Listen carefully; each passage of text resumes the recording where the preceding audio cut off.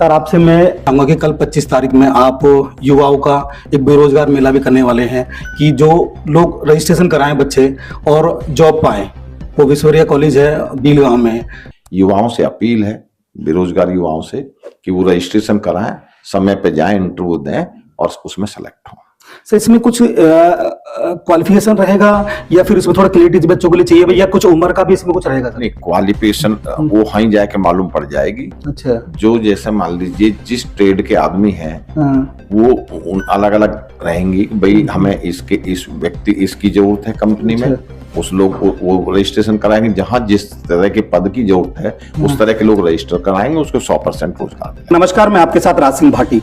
आप देख रहे हैं राजनीति एक्सप्रेस की खास रिपोर्ट। जैसे आपको पता है, नए मुद्दे उठाने की कोशिश करते हैं, जन समस्या उठाने की कोशिश करते हैं। उसी विषय में आज हमें ग्रेटर नोएडा में, और हमारे साथ है आप विधायक हैं दादरी के मास्टर तेजपाल नागर जी। आपको सर आपका हमारे चैनल पर स्वागत है। बोले भाटी जी, आपका बहुत बहुत धन्यवाद।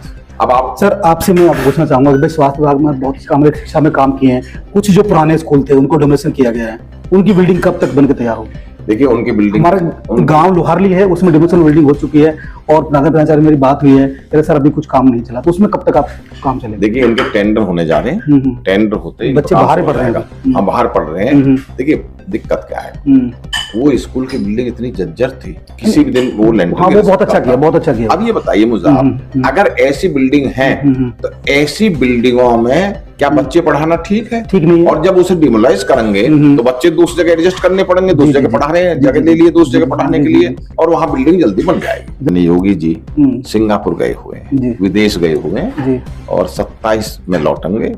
22 तारीख में गए, 27 में लौटेंगे। वो विदेश में जो कंपनियां हैं जो निवेश करना चाहती हैं, जिनकी पसंद पहली पसंद उत्तर प्रदेश है, और उत्तर प्रदेश में पहली पसंद गौतम बुद्ध नगर है, कि हमारे मुख्यमंत्री जो हमारी सरकार है, माननीय योगी जी की सरकार, नौजवानों के बारे में, बेरोजगार के बारे में बहुत चिंतित हैं, और वो रोजगार मेले के उन्हें निर्देश दे रखे हैं ताकि कोई भी आदमी बेरोजगार न रहे, सब रोजगार मिल जाए सबको। इसके तहत ये मेला लग रहा है। मेरी अपने जनपद के, अपने विधानसभा के खासकर युवाओं से अपील है, बेरोजगार युवाओं से, कि वो रजिस्ट्रेशन कराएं, समय पे जाएं, इंटरव्यू दें और उसमें सेलेक्ट हों। निवेश ले आएंगे बहुत सारी कंपनी आएंगी, और कंपनी आने से यहाँ के जो लोग हैं, स्थानीय लोग, उनको रोजगार मिलेगा। सर विपक्ष को इसकी बहुत ज्यादा चिंता है, कहते हैं कि जब सरकार जाने वाली है, जब निवेश की बात कर रही है, तो इस पर विपक्ष को क्या कहना चाहोगे? सरकार कहाँ जाने वाली है? विपक्ष हताश है, कोई मुद्दा उनके पास है नहीं, और विपक्ष बहुत दिन से बात कहता आ रहा है। अगर सत्ता परिवर्तन हो जाता है तो उत्तर प्रदेश की, जो योगी जी ने उत्तर प्रदेश को उत्तम प्रदेश बनाया है, उसकी क्या स्थिति होगी उत्तर प्रदेश की? इसलिए जनता न ऐसी गलती करेगी। और ये केवल मुंगेरी सपने दिखाते हैं और कहते हैं 100 विधायक ले आइए, मुख्यमंत्री का पद पाइए। वही क्वेश्चन आपसे करने वाला था कि भाई पाले में दूसरी गेंदे को फेंक दी गई है कि तो ये बताइए, 100 विधायक लाइए और मुख्यमंत्री बन जाए। अगर भाटी जी इनको अपने पर विश्वास होता तो ये काहे को ऐसी बात कहते? इन्हें मालूम है तुम सत्ता में आने नहीं, जनता तुम्हें चाहती नहीं, इसलिए इस तरह की बातें कर रहे हैं। ये तो नाटक कर रहे हैं। इनका न कोई एजेंडा है, न यूपी के बारे में कोई अच्छी सोच है इनकी। और जो यूपी उत्तर प्रदेश उत्तम प्रदेश बना है, कानून का राज आया है यूपी में जो बदलाव, आमूलचूल परिवर्तन बदलाव हुआ है, उसको जनता सराह रही है। जनता फिर योगी सरकार को रिपीट करेगी, फिर योगी सरकार आएगी। ये तो इस तरह से कह के लोगों को भ्रमित कर रहे हैं, और जनता इनके भ्रम में आने वाली है। हमारे यहाँ पर किसानों की समस्या है जी, वो काफी समय से लंबित है जी। ये सारी चीज हमें दहेज में मिली है पिछली सरकारों से।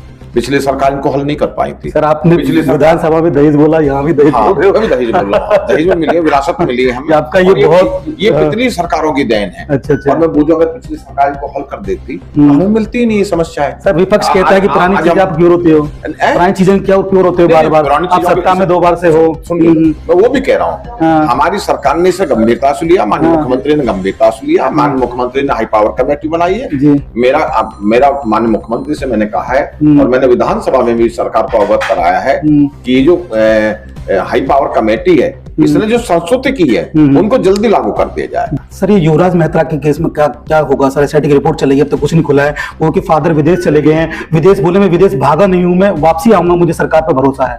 देखिए, निष्पक्ष मुझे उनके फादर को भरोसा है, सरकार ने इसे गंभीरता से लिया है, एसआईटी जांच गठित की थी।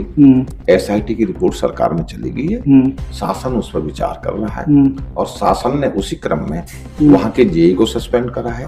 गलती है अथॉरिटी की, वहां के CO को हटाया है, वहां के एक DGM थे उनको हटाया है और ACP, क्योंकि मजिस्ट्रेट पावर पुलिस के पास है, तो ACP की जिम्मेदारी, जो पहले SDM की जिम्मेदारी होती थी, ACP की जिम्मेदारी थी, ACP को हटाया है। तो ये कार्रवाई का अंग है और सरकार गंभीरता से लेकर इस पर कार्रवाई कर। सर, लोग तो सवाल उठा रहे हैं कि DM को लेकर सवाल उठा रहे हैं कि उनको बचाया जा रहा है, ये किया जा रहा है, उस पर आप कैसा लगता है कि वो लोग सोच गलत है क्या है? देखिए मेरी इस SIT रिपोर्टिंग में उसमें आएगा। देखिए मैं ये कहता हूँ कि जब से कमिश्नरेट प्रणाली हुई है, जी तो जो SDM के पास पावर थे, जो DM के अंडर में रहता है, ये पावर ACP के पास है। आप देखते हैं 151 की जमानत भी जो SDM करता था, अब ACP करता है। ACP की जिम्मेदारी थी वहां पहुंचने की, राहत दिलाने की, तो इसीलिए ACP को वहां से हटा दिया गया है, जेई को सस्पेंड कर दिया गया है, CO को हटा दिया गया है। एक रावल साहब थे DGM जो काफी दिन से यहाँ थे, उनको भी हटा दिया गया है। ये इसी क्रम से जोड़ करके सरकारी कार्रवाई कर। सर, मेरा क्वेश्चन ही जनता का क्वेश्चन में, इसलिए आपको DM हटाने के बाद जो आपने लोगों को बताया कि भाई DM का इतना जिम्मेदारी नहीं है जितनी कि ACP की है, तो उसको बताएगा। सर, मैं आपसे एक और क्वेश्चन करना चाहूंगा कि छपरौला पे जो NH91 है, इतना जाम लगता है, भाई नोएडा को कनेक्ट उसमें NH91 में किया, बहुत अच्छा काम किया है अथॉरिटी ने भी और आपने भी, पर जो जाम लग रहा है उसमें एम्बुलेंसें फंसी रहती हैं और जो ऑफिस जा जाते हैं लोग बहुत ज्यादा कुछ ना कुछ कहते रहते हैं, तो उसमें क्या पता क्या होगा? देखिए, NHI का काम है, NHI भारत सरकार की है, भारत में हमारी सरकार है, हमने NHI में बात करी है, इसका कोई जल्दी समाधान निकल जाएगा। सर, प्रतिनिधि लोग कहते हैं कि भाई विधायक कुछ नहीं करते हैं, विधायक ये नहीं कर रहे, आपको कोसा जाता है, अलग लोगों को, जनता को बताइए भाई इसमें क्या हो रहा है, क्या क्या नहीं होगा। देखिए, ये तो कहते रहे हैं, कहते रहेंगे, उनकी जो मेरी भी जिम्मेदारी है क्षेत्र का प्रतिनिधि होने के नाते, और आरोप लगने मुझ पे जरूरी है। अगर कुछ नहीं होता तो ये जो NHI की सड़क इतनी चौड़ी हुई है, लाल कुआं से लेके यहाँ तक, क्या हो जाती है? लाल कुआं से लेकर के यहाँ तक नाले का निर्माण हो रहा है, हो जाता। एक बात सुनिए, कुछ नहीं की बात कर रहे हैं ना, मैं कह रहा हूँ, मेरी जनता से कह रहा हूँ, मैं जनता से कह रहा हूँ, मैं कह रहा हूँ कि जो बिसरख पे जो रेलवे लाइन जाती है टूंडला तक, दिल्ली से टूंडला तक, उस पे फ्लाई ओवर बना है, उसके लिए तो आप लोगों से प्रशंसा करते हैं सर, उसके लिए प्रशंसा करते हैं। सुन लो, क्या बन जाता है। अब जाम की समस्या है, जाम पे कहते हैं, जी जी जी, तो लोग देखिए इंतजार नहीं करते, लोग तुरंत कहना शुरू कर देते हैं। इसके लिए हमने बात करी है, इसका भी समाधान जल्दी निकलेगा, जल्दी हो जाएगा ना। तो यही सवाल थे कि माननीय विधायक दादरी के, कि उन्होंने बोला कि जो समस्या का समाधान बहुत जल्दी होगा, शिक्षा के क्षेत्र में हो, चाहे पुल के क्षेत्र में हो, जैसे कि कनेक्टिविटी मिलाई गई है, रेलवे से भी लेकर नोएडा को मिलाया गया है, तो सब जल्द से जल्द हो जाएगा। ऐसी खबर देखने के लिए हमारे चैनल को सपोर्ट करें, लाइक करें, कमेंट जरूर करें, कमेंट हमारी ताकत होती है। हर खबर पाइए सीधा अपने मोबाइल पर।